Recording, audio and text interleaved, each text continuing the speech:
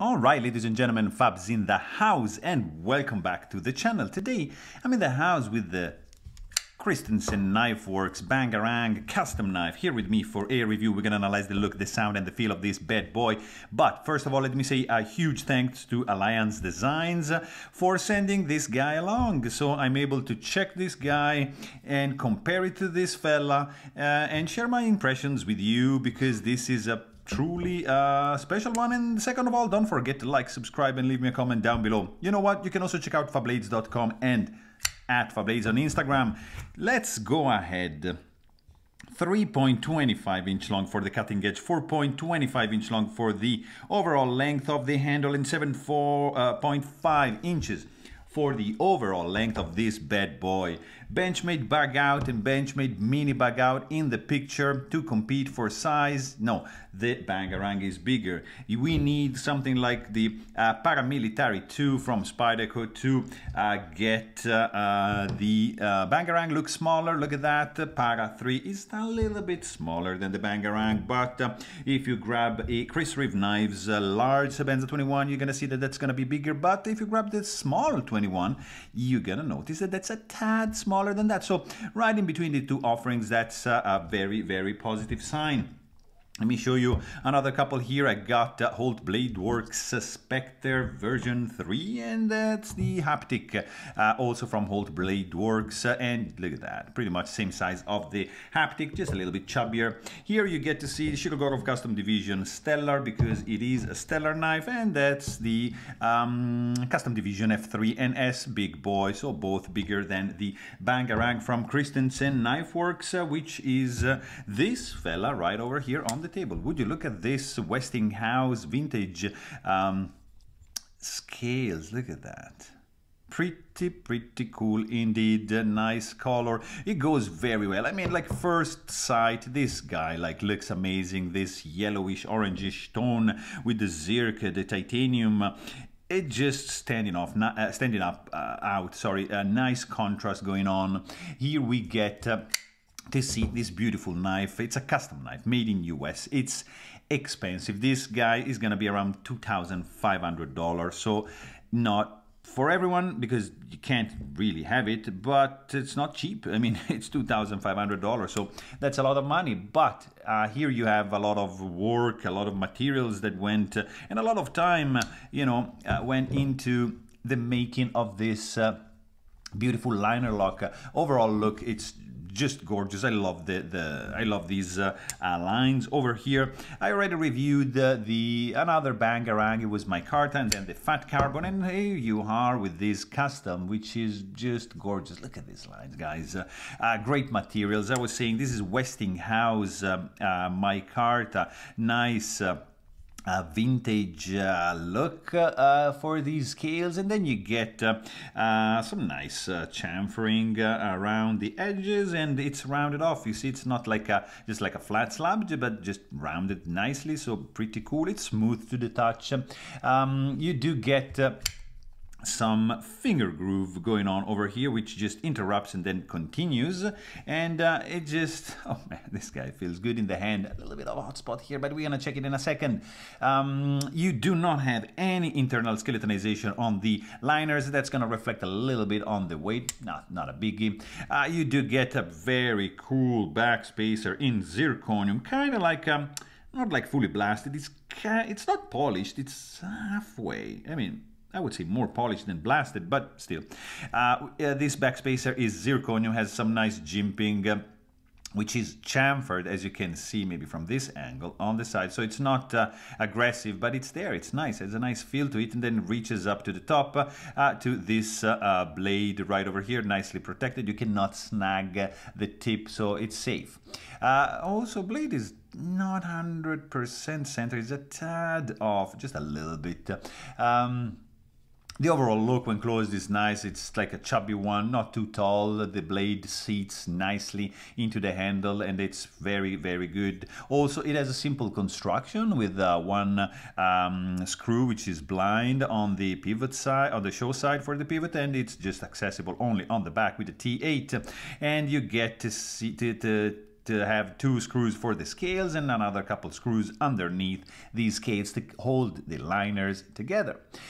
Pretty simple construction, guys, nothing too crazy. I'm not gonna disassemble this because it is a loaner, so I'm just gonna leave it like that, leave it to your imagination how this guy is gonna be looking on the inside. It's gonna looking pretty good, I'm sure. Also, you do get, I think that's, yeah, ceramic detent ball, but there's no detent ball ramp that I can see. Maybe there is a little bit, but it's just like really, really tiny. I don't know if you can see right, yeah, right there.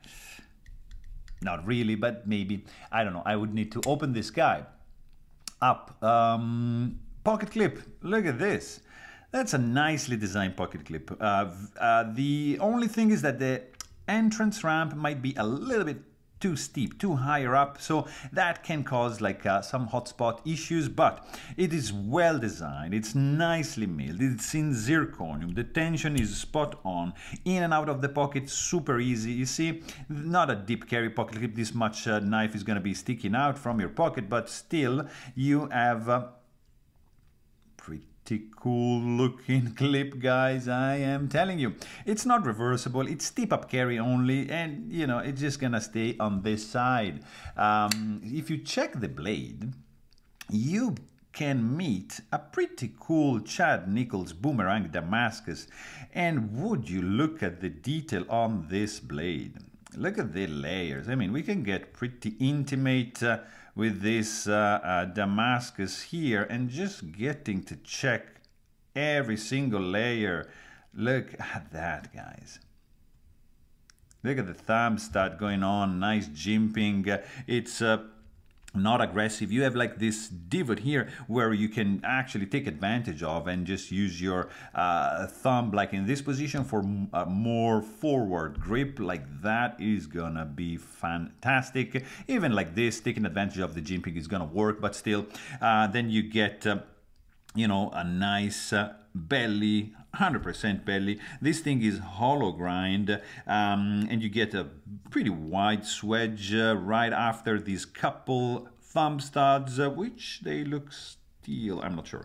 And you have, of course, this beautiful boomerang, nicely etched by Chad Nichols, Christensen Knifeworks logo, which is subtle. You see, it kind of blends depending on the reflection of the light. You do get a thickening of the.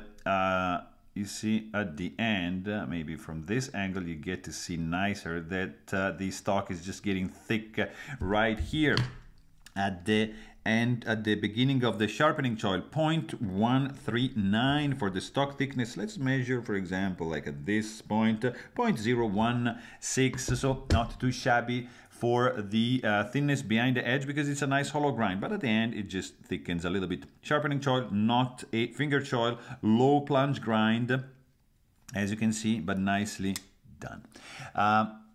This is the sound that I'm talking about when you deploy this fella. Nice, deep, rich, percussive, not resounding, but it's deep, it's strong, it's not that loud. And when you close it, it's quiet and unobtrusive and very in contrast with the clack when you open the knife. So let's quickly check the weight as well. I think that's below 5 ounces. Yeah, I mean, this is like a thick boy. 4.8 ounces, so not too bad. I mean, it's substantial, but it's good. Also, like probably the only hotspot is gonna come from this just a little bit, you see, because that's digging like in this point, you just squeeze, and that I'm feeling this area over here, and that is pretty much it. You do a more advanced grip, and this guy is gonna get buried down there, and I'm not feeling it. If I'm doing a little bit back, yeah, it's just digging right over here in this part of my hand, in the flesh, and I kinda feel it. So, not perfect, like that, just disappear. So, probably this would be the preferred method, and you know, like a safer grip as well. Not any other sharp edges that I can see. I mean, this part, but it's designed well, so this, it's not interfering with my with the palm of my hand, so that's good. I wouldn't do reverse grip because the handle is kind of short, but yeah, feels all right. I wouldn't though. But what I would do is definitely say that this knife is solid, has a great robust feeling in the hand. Not much texture going on the handle, so kind of like on a slippery side, but the fit and finish is just spot on. The only thing is just maybe the blade have hair favoring the show side. Maybe I should just try to tighten that up.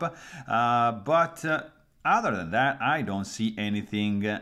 Look at, for example, the pivot collar, nicely done. Recessed screws, that's flat. I mean, the pivot, the pocket clip is like spot on. Very well made knife. I can see the craftsmanship going on, and the time and the sweat and the blood that went into this piece. It's pretty cool for sure. I don't see any gaps, no misalignment, everything checks out.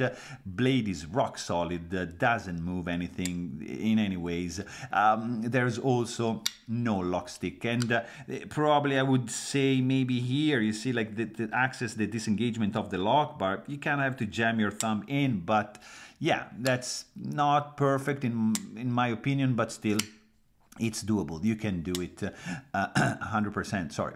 Also, this guy, of course, is running on bearings, and you get this snappy action when you use the thumb stud. When you close it, you see like the blades wants to fall shut as soon as you disengage the lock bar, but then you gotta wiggle a little bit to have the blade sitting inside the handle. It's not gonna be any drop shot action.